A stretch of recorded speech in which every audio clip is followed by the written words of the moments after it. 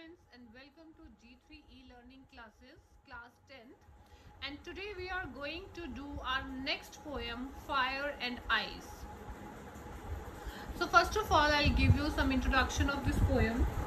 In this poem, Fire and Ice is a poem written by Robert Frost that brings distinction between two things capable of destroying the world. This poem ponders over a simple question about how the world will end. The poet says that the fire of lust and endless desire. So here poet is comparing the fire with the desire and the ice of hatred. Okay, our poet is comparing the ice with the hatred among human beings. Pull out this world to an end one day. So let's start our poem. See, some say the world will end in fire, some say in ice.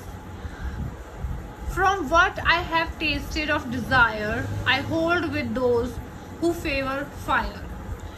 तो इस poem में सबसे पहले जो हमारे poet हैं वो यहाँ पर जो पीपल्स हैं, जो लोग हैं, उनकी ओपिनियन बता रहे हैं. दैट सम से the world will and in the fire. अभी फायर का मैंने आपको मीनिंग बताया था.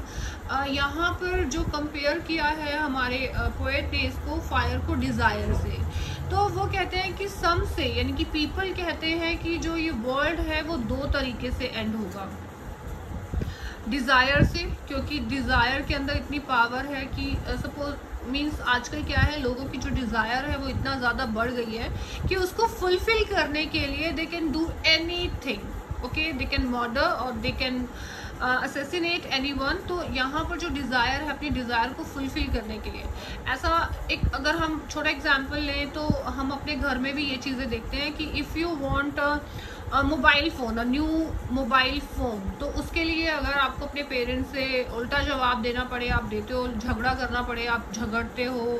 आप बहुत सारे कंपैरिजन करते हो और आप उसमें जो है ना उस बहुत गुस्सा भी करते हो. तो वो आपकी डिज़ायर है जो आपको ये प्रोवोक करती है कि आप अपने पेरेंट्स और जो आपके एल्डर्स हैं उनसे आप क्या करोगे, झगड़ा करोगे. सम से इन आइस. आइस को किससे कंपेयर किया हमारे पोएट ने? हेट से. तो लोग ऐसा भी कहते हैं कि नहीं, जो ये वर्ल्ड है वो किससे जो है डिस्ट्रॉय होगा? हेट से. क्योंकि हेट भी जो है वो बहुत ज़्यादा डिस्ट्रक्टिव है, डिस्ट्रक्शन लेकर आती है. और जो नेक्स्ट टू लाइन्स हैं, from that I have tested of desire, I hold with those who favour fire. अब इन टू लाइन्स में जो पोएट हैं वो अपनी ओपिनियन को यहाँ पर बता रहे हैं कि अगर वो, क्योंकि वो जानते हैं कि जो डिज़ायर है, जो फायर है, ठीक है, वो इतनी डिस्ट्रक्टिव है कि उससे भी जो है वर्ल्ड एंड हो सकता है. I hold with those who favour fire.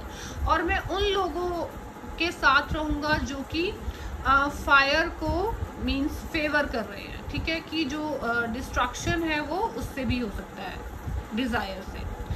But if I had to perish twice, perish means here die, but if it means here the earth. Okay, जहाँ पर हम रह रहे हैं यहाँ पर इट से मीनिंग है the earth. But if it had to perish twice, लेकिन अगर इसको दो बार मरना पड़े या दो बार जो है डिस्ट्रॉय होना पड़े, I think I know enough of hate.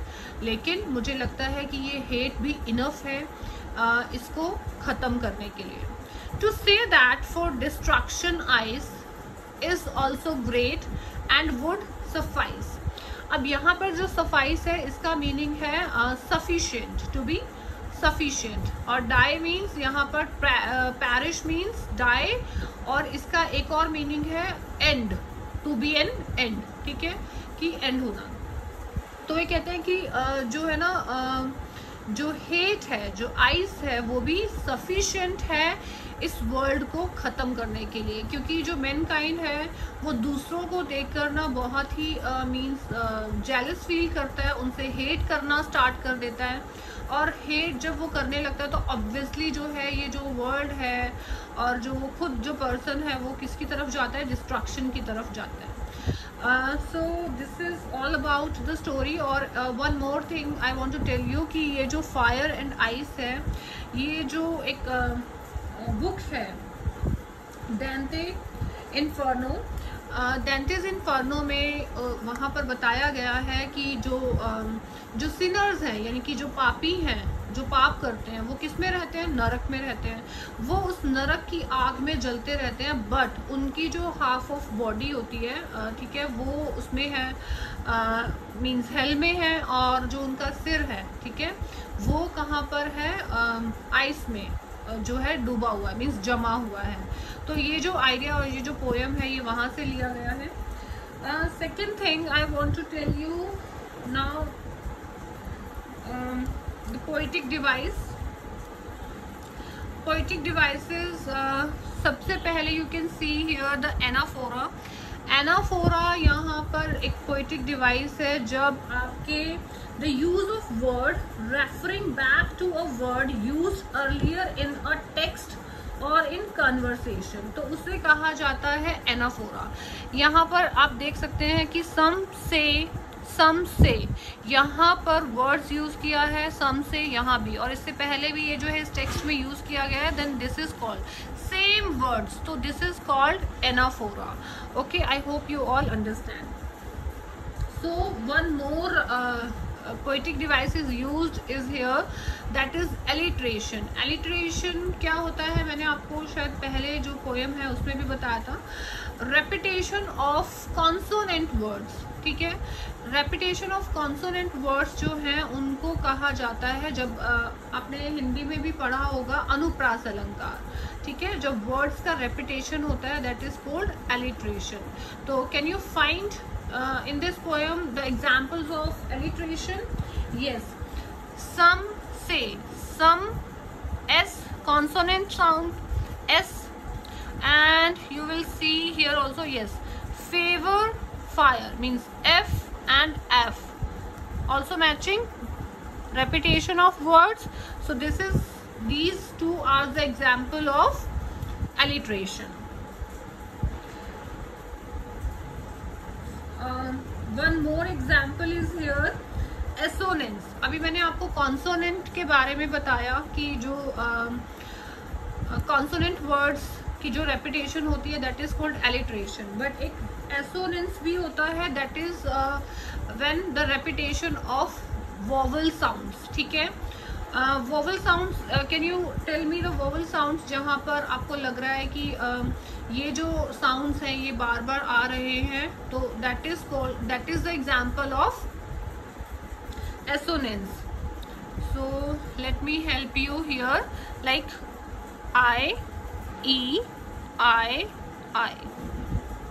Okay, so these are the repetition of vowel sounds. So this is called assonance. Now I'm going to tell you the rhyming scheme of the poem. See, fire, desire, fire. Fire again यहाँ पर जो है repeat हुआ है, ठीक है, and no only this. So we will give them the name A, right. Then you will see eyes, twice के end में भी सेम साउंड है, eyes, twice, again eyes, suffice. So we will give them name B,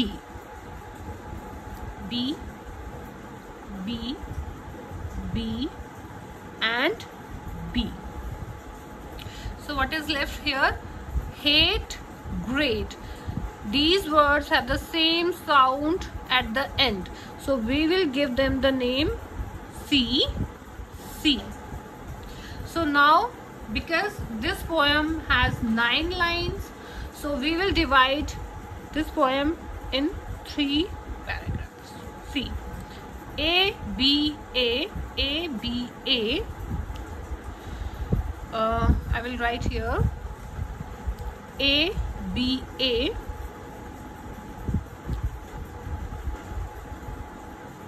A. Then A, B, C. this B, C, B. So this is the rhyming scheme of our poem. I hope you all have understood us. Thank you so much.